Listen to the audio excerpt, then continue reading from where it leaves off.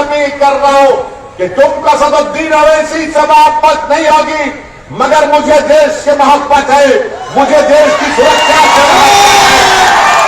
मैं नहीं चाहता कि चीन और पाकिस्तान भारत के लिए खतरा है। मैं मानता हूं हमको अपने सिपाहियों को मजबूत करना है, मगर देश के प्रधानमंत्री एक फार्मूला निकाल दिए, 4 साल काम करो और फिर एक गाजर की पुंगी उन नौजवानों को उनके हवाले करके कह रहे देश के प्रधानमंत्री कि जब आप 4 साल मुकम्मल कर लेंगे तो आपको सेंट्रल पैरामिलिट्री फोर्स में, सीआरपीएफ में, बीएसएफ में, सीआईएसएफ में, आईटीबीपी में दिया जाएगा।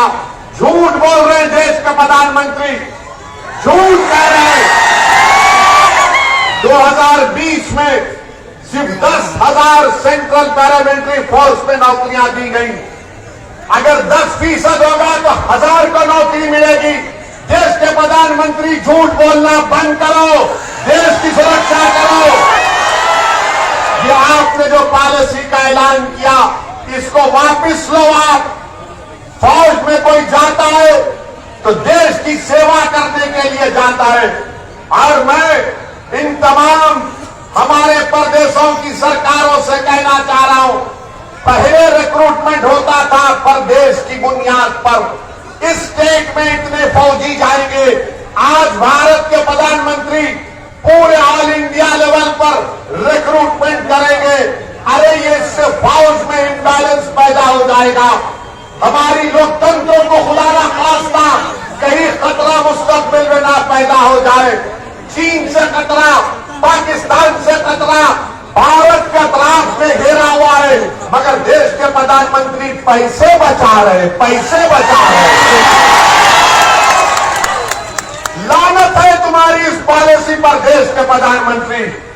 तुम देश की सुरक्षा को नहीं देख रहे हो, तुम पैसे बचाने का काम कर रहे हो। अरे देश की सुरक्षा के लिए अगर पैसे क्या, अगर पैसे नहीं है तो भी देश की सरकार को पैसे निकाल कर देश की सुरक्षा करनी चाहिए। मगर प्रधानमंत्री, क्योंकि उन्होंने, उनकी सरकार ने 8 साल में देश की इकोनॉमी को बर्बाद कर दिया, बर्बाद कर दिया। आज बेरोजगारी भारत में सबसे बड़ा मुद्दा है। सरकार कहती है 8% बेरोजगार है, मैं कहता हूं कि 16-17% से ज्यादा भारत में बेरोजगारी है। आपको जानकर गम होगा, अगर 5 पढ़े लिखे ग्रेजुएट हैं तो सिर्फ 1 को नौकरी मिलती है, सिर्फ 1 को नौकरी मिलती है। भारत में 1 करोड़ 20 लाख लोग आज नौकरी तलाश करना छोड़ चुके हैं। क्यों? क्योंकि उनको नौकरी नहीं मिलती। देश के प्रधानमंत्री से जाकर आप पूछेंगे तो बोलेंगे पकौड़ा बेच दो। 2015 में मोदी ने कहा था कि मैं 2022 में 10 करोड़ नौकरियां दूंगा। Make in India, startup India, skill India, run India, sit India का क्या कहा था? कितनी नौकरियां दी आपने? आज देश के प्रधानमंत्री कह रहे हैं कि 2024 तक भाजपा 10 लाख नौकरियां देंगी। अरे देश के प्रधानमंत्री, क्यों झूठ बोल रहे हैं आप? क्यों झूठ बोल रहे हैं? क्या फरवरी 2022 में पार्लियामेंट के क्वेश्चन में ministry of personal Jitendra Singh ने जवाब दिया था, कितनी नौकरियां आपने दी? आपने जवाब में कहा था 8 लाख वैकेंसी है, और आपने 8 साल में सिर्फ 70,000 नौकरियां गवर्नमेंट ऑफ इंडिया में दी। आप बताइए 2 साल में 10 लाख नौकरियां कहां से देंगे? 10 लाख नौकरियां नहीं है भारत सरकार के पास। भारत सरकार के पास 55 लाख नौकरियां हैं। देश के प्रधानमंत्री पैसा बचाना चाह रहे हैं। अरे युवा बेरोजगार हो गया है, गरीबी उसका मुकद्दर बन चुका है, कीमतें आसमान को छू रही हैं, पेट्रोल डीजल कहां कहां कितना बढ़ता जा रहा है, मगर देश के प्रधानमंत्री को इसकी फिक्र नहीं है। हम आपसे अपील कर रहे हैं, ये विधानसभा के इलेक्शन में अगर आप एक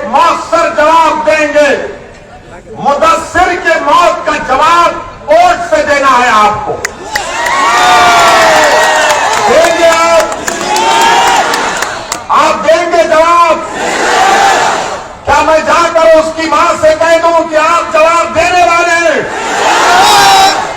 क्या आप बेरोजगारी को मुद्दा बनाकर वोट देंगे भाजपा के खिलाफ?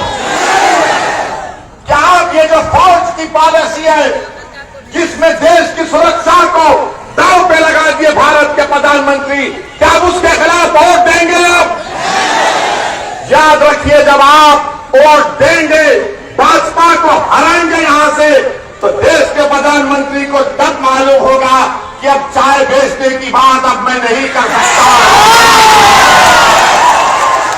मेरे अजीज दोस्तों और बुजुर्गों, आप देखते हैं कि टीवी पर ये मोदी के चहीतों को बिठाया जाता है, फौज से रिटायर लोग बैठते हैं। मैं उनसे बड़ी हाथ जोड़कर अपील कर रहा हूं, आप इतना मत गिर जाओ कि उन गरीब बच्चों के मुस्तकबिल को बर्बाद कर दिया जाए जो टीवी पर बैठकर बड़ी बड़ी बातें कर रहे हैं। क्या तुमको पेंशन नहीं मिल रहा है? फौज से तुम रिटायर हुए, तुमको पेंशन मिलेगा। और ये जो गरीब परिवार के बच्चे, गांव के बच्चे, आदिवासियों के बच्चे जो फौज में जाते हैं, 17 साल मेहनत करते हैं ताकि उनको पेंशन मिले, अपनी जान को खतरे में डालते हैं ताकि उनको डियरनेस अलाउंस मिले, ग्रेजुएटी मिले और रिटायरमेंट के बाद मेडिकल उनको इंश्योरेंस मिले। ये टीवी पर बैठने वालों, तुम्हारा तो इंश्योरेंस है, तुम्हारा तो मेडिकल इंश्योरेंस है, मगर वो गरीब के बेटों का क्या होगा? मेरे अजीज दोस्तों और बुजुर्गों, ये गलत पॉलिसियां देश के प्रधानमंत्री कर रहे हैं। और आज आप देखते हैं कि भारत का नौजवान आज इनके गलत फैसलों की वजह से गुस्से में है, आक्रोश में है। हम टीवी चैनल पर एक गए थे तो वहां पर मोहतरमा ने कहा, आप इसका खंडन करिए, मजम्मत करिए। बोले नहीं करेंगे। बोले ट्रेन जल गई, ट्रेन जल गई। ट्रेन क्या किसी पार्टी की होती है? हमने जवाब दिया और फिर कह रहे तुमने उन नौजवानों को रोड पर क्यों लाया? तुमने उन नौजवानों को गुस्सा क्यों दिलाया? वो गरीब परिवार के बच्चे जो कर्जे लेकर कोचिंग हासिल करते हैं, एग्जाम लिखते हैं, 2019 से कोशिश कर रहे हैं, आज अचानक देश के प्रधानमंत्री ने उनके ख्वाबों को चूकनाचूर कर दिया। मैं उन तमाम एहतजाज करने वाले नौजवानों के साथ खड़ा हूं जो मोदी की पॉलिसी के खिलाफ खड़े हो चुके हैं।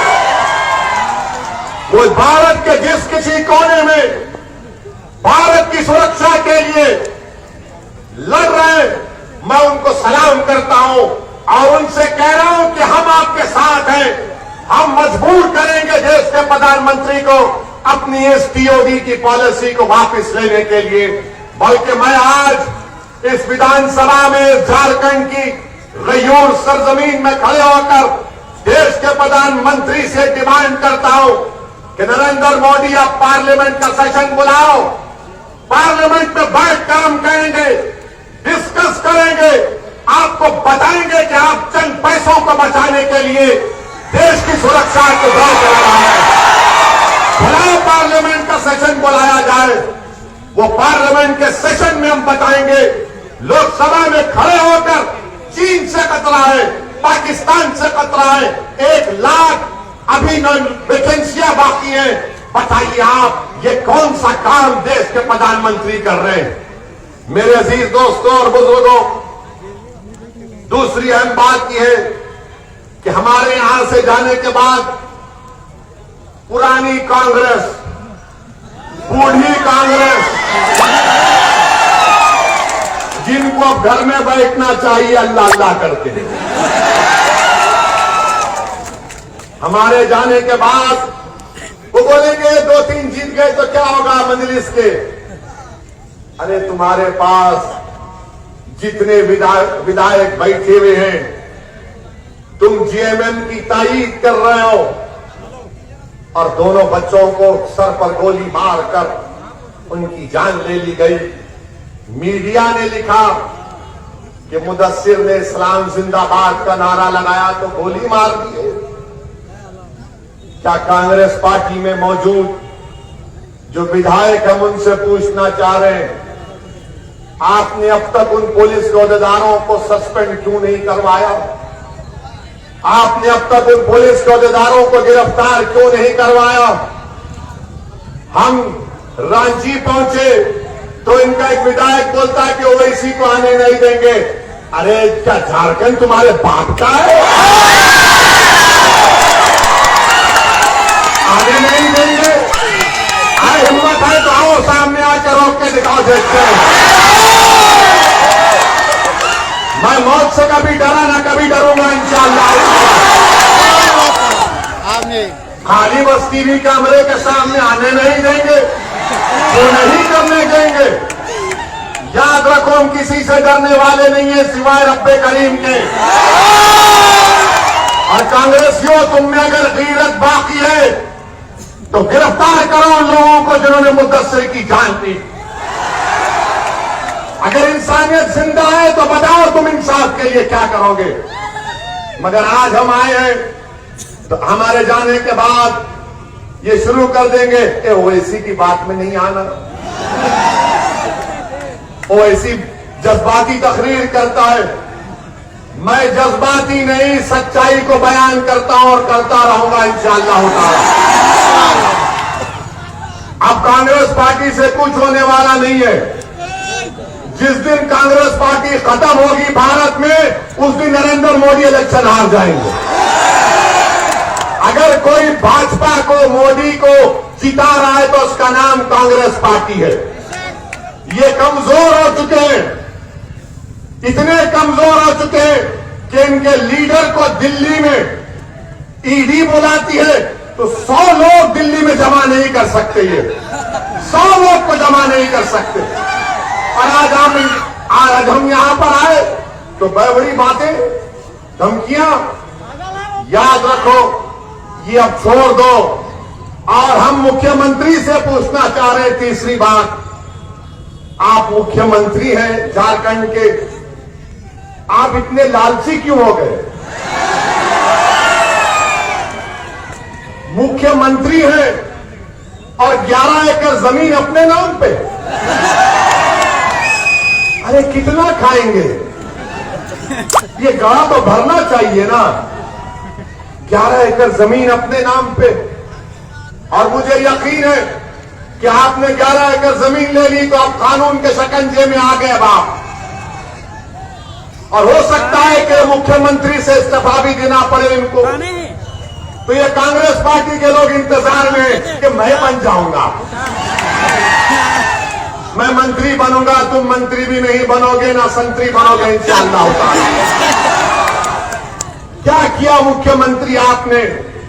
और हम मुख्यमंत्री से और भाजपा से, खास तौर से देश के प्रधानमंत्री से पूछना चाह रहे हैं, ये सरना धर्मा कोड को, धर्म कोड को आपको इंप्लीमेंट करना पड़ेगा 2022 के सेंसस में इंशाअल्लाह ताला। जब हर कोई लिखता है हिंदुइज्म, इस्लाम, क्रिश्चियनिटी, सिखिज्म, बुद्धिज्म, जैनिज्म हमारे आदिवासी शेड्यूल 5 में आते हैं, तो फिर क्यों नहीं लिखा जाता सरना धर्मा कोड को? होना चाहिए।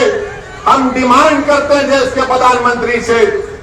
और मेरे अजीज दोस्तों और बुजुर्गों, आप आए, आपका बेहद शुक्रिया। हमने विधानसभा का चुनाव भी लड़ा था, उस वक्त भी मैंने आपसे कहा था कि मैं यहां पर लड़ने आया हूं आपके हक के लिए। मैं सिर्फ एक चुनाव लड़ने नहीं आया हूं, मैं फिर आपके दरमियान में आया हूं। हमने हमारे संगठन को और मजबूत किया, बेहतरीन और काबिल लोगों को उसमें शामिल किया, उनको जिम्मेदारी दी। अगर आपकी दुआएं, आपका साथ रहेगा तो यकीनन इंशाअल्लाह ताला झारखंड में मजलिस इत्तेहाद और मुस्लिम एक ताकतवर कुव्वत बनकर उभरेगी इंशाअल्लाह। वो दिन दूर नहीं है। और मेरा मानना यह, अल्लाहू अकबर, मेरा मानना यह है कि अल्पसंख्यक समाज को, आदिवासी समाज, दलित समाज हो, अगर हमको अपना हक मिलना है तो आपको एक सियासी ताकत बनना पड़ेगा। आप सिर्फ वोट डालते आए कांग्रेस को, आप सिर्फ वोट डालते आए जेएमएम को, मगर आप वोट कभी नहीं लिए। जिस दिन आप वोट लेना शुरू कर देंगे, आप याद रखिए मेरी इस बात को, जो मसाइल हमारे हैं, जो इंसाफ की बात आप और हम कर रहे हैं, वो तमाम चीजें हमको हासिल हो जाएंगी। मेरे अजीज दोस्तों और बुजुर्गों, आज गरीबों को उनका हक दिलाना है, मजलूमों को उनका जायज मुकाम दिलाना है, आदिवासियों को और ताकतवर बनाना है, झारखंड से करप्शन का खात्मा करना है, झारखंड से भाजपा को कमजोर करना है।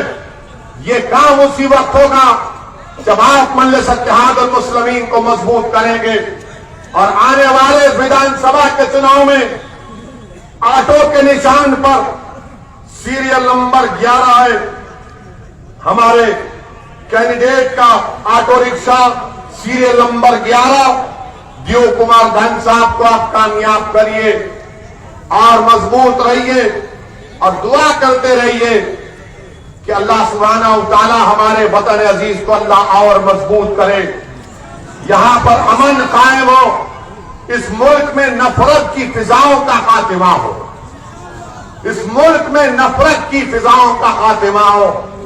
याद रखो, आप तूफानों से कभी नहीं डरना, हरगिज नहीं डरना। मैं आपको बता रहा हूं कि मेरे बुजुर्गों ने मुझे तूफानों में चिराग जलाने का हुनर मुझे सिखाया गया है और इंशाअल्लाह ताला हम तूफानों में चिराग जलाएंगे, चाहे वो भाजपा का तूफान हो, किसी का भी तूफान हो। हम अपना रास्ता नहीं तब्दील करेंगे, बल्कि तूफानों को मजबूर कर देंगे, उनका रास्ता बदल देंगे इंशाअल्लाह।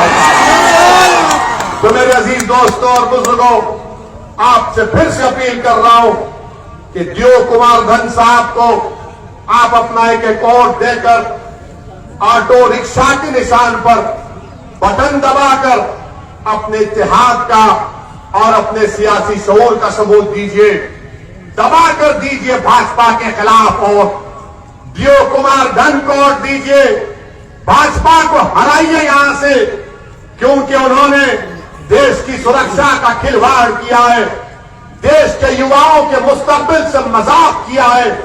मेरे अजीज दोस्तों और बुजुर्गों, मेरी इज्जतदार मां और बहनों, आप तमाम का बेहद शुक्रिया। मेरे पास अल्फाज नहीं है कि बारिश भी हो रही है, मगर आपने यहां पर आए, मैं आपका शुक्रिया अदा करता हूं। अस्सलाम वालेकुम व रहमतुल्लाहि व बरकातहू।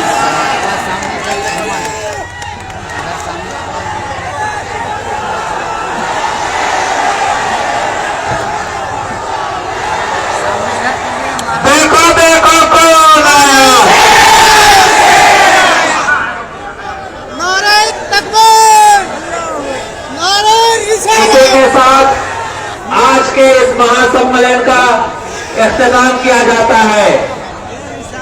बहुत बहुत शुक्रिया, बहुत बहुत शुक्रिया आप तमाम लोगों का कि आप